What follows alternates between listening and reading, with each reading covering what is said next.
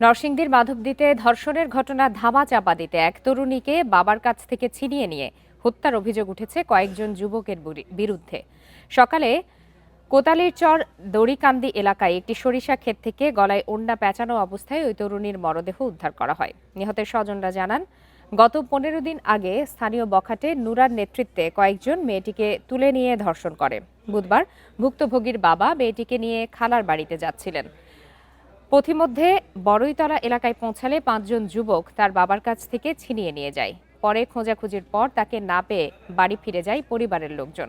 সকালে একটি সরিষা ক্ষেত থেকে মরদেহটি উদ্ধার করে পুলিশ। দোষীদের আটকে অভিযান চালাচ্ছে পুলিশ।